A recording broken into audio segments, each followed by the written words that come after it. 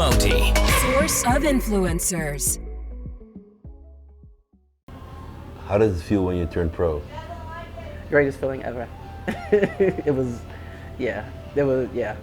I don't think I mean, I'm pretty good like with dieting, but it was like the first time ever that I could truly say I dieted for 16 weeks absolutely perfectly. Not one cheat meal, not one cardio session was missed. Like, it was spot on. And the year before that, I had did 2 national shows. I had placed 8th and then I placed 6th, so right out of the top 5. And then I turned pro in South Carolina at Junior USA's. And so we had planned out that I'm like, okay, I'm gonna do this show, and I'm like, whatever I can do, I think I can win it. And leading up to that show, the judges were, because back then, I mean, it's a few years ago now, tattoos were still an issue, and a couple of the judges were like, you have too many tattoos, we can't see how lean you are because of your tattoos, and we used to do all this stuff I had all kinds of makeup, forget the tanner, I had makeup that we would, these tattoos, we had makeup that we would layer on for about 2 to 3 hours ahead of time, and let that dry to try to cover up the tattoos, and then we would do all the tanner and stuff. Obnoxious, and it looked ridiculous on stage. And I remember Mel Chansey, he actually commented at my last show, and he's like, don't cover your tattoos ever again. It makes you look worse on stage. He's like, rock that shit and come as lean as possible where your tattoos don't matter. So that was what we did. That was exactly the goal. I'm like, you know what? I'm gonna get so lean and be so conditioned, they won't even see my tattoos. And that's what we did.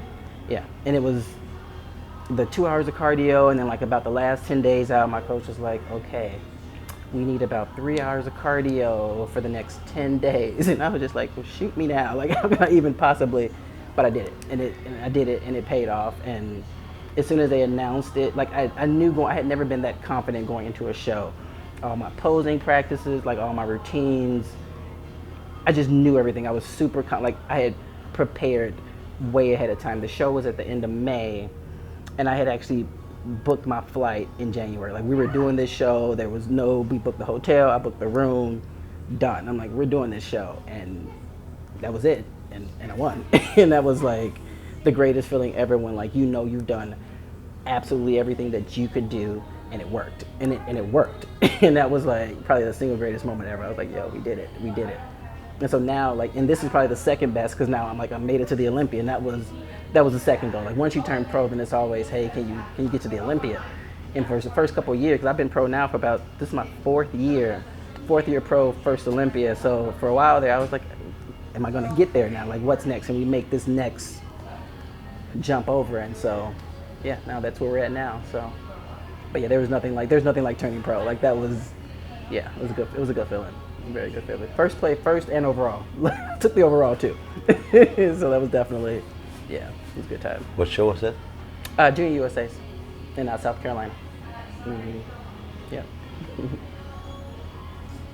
And what is now your biggest goal in life? Competition-wise, to really place at the Olympia is to really place. Like, I feel like now, getting here, I want this to not be a fluke that I made it this year.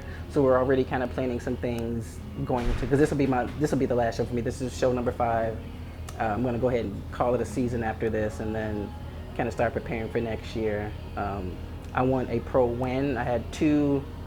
So this is the 5th show. I had 2 second place finishes. One of the second place finishes, I lost by 1 point. So I'm like, okay, seriously. So 2 second place, a 3rd, and then I took the 14th placement in Tampa. So I want a pro win. I want to get to the Olympia on a win, and that's the next goal. So, but I'm going to see how this goes today. This is the toughest women's physique Olympia since women's physique has been brought to the Olympia, like across the board. Like, it's extremely competitive, and I'm glad to be here. I'm super excited to be competing with this caliber of women. It's a little intimidating, but at the same time, for me, I'm like, but I'm here now. So once you let me into the Olympia, that's it. There's no turning back. My goal is to get here next year. I know some other competitors, some veteran competitors, this is their 5th or 6th Olympia, and I'm like, I want that to be me. Like, yes, I want to do that. So, but yeah, we're in a good spot. I feel pretty good, and we'll see. We'll see what the judges say. So that's your biggest goal competition-wise, but what is your biggest goal not competition-wise? I'm hoping to. I mean, I'm a person. So I'm training now. It's a private trainer studio. I actually help the owners with the managing. My goal would be to get my own gym. I have a friend that just opened up her own, like, personal like trainer studio and stuff. And I think that'd be the next biggest thing for me is to get my own facility. Like I've started kind of looking at some places, kind of going through the finances and checking the credit and seeing what I could do. I would love to get my own gym because working for other people now, like I see how much money I make and then how much I could make. So I'm like, yeah, if I can get my own facility and have it in a good location and really, that would probably be the next best thing for me. Would be the big thing. Yeah. But don't you think it's difficult with all these big gyms around to have like your own gym? So I don't. No, because I feel like my clientele would be my clientele. My clients now, I don't do any marketing. Most of my clients are on referrals. I do nutrition plans and things like that. And I started doing nutrition plans separately. And I actually had a friend of mine, and she got a nutrition plan from me. And she's an ER nurse. And then she ended up losing weight and got married, whatever. And she actually told one of her friends, another nurse, and she reached out to me, and I started doing her plan. So now I'm doing meal plans exclusively for about 6 of the six of them and a doctor at the same facility. So a lot of it for me is just word of mouth. I'm good at what I do, and I've had some of the same clients for the last 3 and 4 years. And they don't necessarily need to train with me, but they just like training with me, so they're still here. So I feel like there's enough people to go around. If you're good at what you do and you get kind of a good following, you'll always have clients if they like how you train and they're getting the results they need. Yeah. And I've had clients follow me from my very first training job years ago when I worked at Export.